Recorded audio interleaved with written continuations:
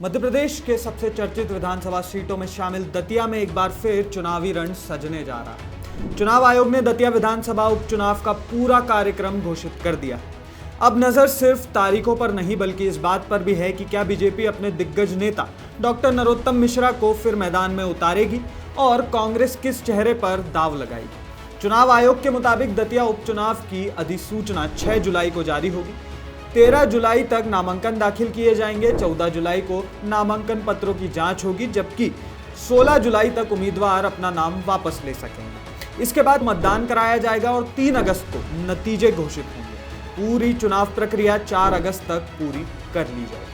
चुनाव कार्यक्रम जारी होते ही दतिया विधानसभा क्षेत्र में आदर्श आचार संहिता भी तत्काल प्रभाव से लागू हो गई है। मतदान सभी केंद्रों पर ईवीएम और वीवीपैट के जरिए कराया जाएगा, लेकिन सवाल सिर्फ चुनाव की तारीखों का नहीं, सवाल उस सीट का है जहां पिछले विधानसभा चुनाव में मध्य प्रदेश की राजनीति का सबसे बड़ा उलटफेर देखने को मिला था। 2023 के विधानसभा चुनाव में कांग्रेस के राजेंद्र भारती ने बीजेपी के दिग्गज नेता और तत्कालीन गृह मंत्री डॉक्टर नरोत्तम मिश्रा को 7,742 वोटों से हराकर सबको चौंका दिया था। बसई क्षेत्र में अपेक्षित बढ़त न मिलना, संगठन के भीतर नाराजगी और ओवर कॉन्फिडेंस को बीजेपी की हार की बड़ी वजह माना जा रहा था।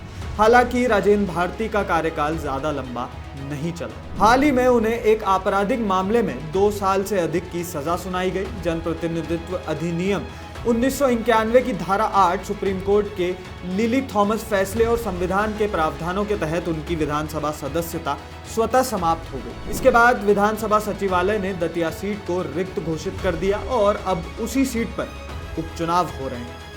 उधर चुनाव की घोषणा के साथ ही सियासी बयानबाजी भी तेज हो गई। नगरीय प्रशासन मंत्री कैलाश विजयवर्गीय ने दावा किया कि दतिया उपचुनाव बीजेपी ही जीतेगी। हालांकि जब उनसे पूछा गया कि क्या पार्टी एक बार फिर डॉक्टर नरोत्तम मिश्रा को ही उम्मीदवार बनाएगी, तो उन्होंने कहा कि इस पर अभी कुछ कहना जल्दबाजी होगी।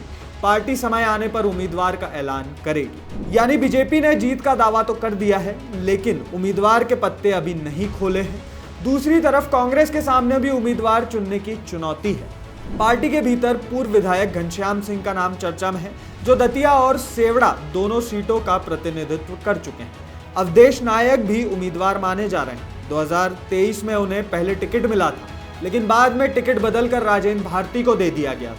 इसके अलावा राजेंद्र भारती के बड़े बेटे अनुज भारती का नाम भी चर्चाओं में है। हाल ही में उनकी राहुल गांधी से मुलाकात ने भी इन अटकलों को और हवा दी।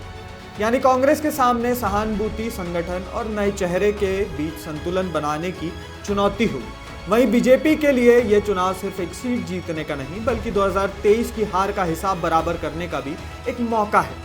अब निगाहें दोनों दलों के उम्मीदवारों की सूची पर है। क्या बीजेपी एक बार फिर नरोत्तम मिश्रा पर भरोसा जताएगी? क्या कांग्रेस राजेंद्र भारती के परिवार पर दाव लगाएगी या नया चेहरा सामने लाएगी? इन सवालों का जवाब अगले कुछ दिनों में मिल ही जाएगा। लेकिन आपके हिसाब से बीजेपी और कांग्रेस के कौन उम्मीदवार होना चाहिए?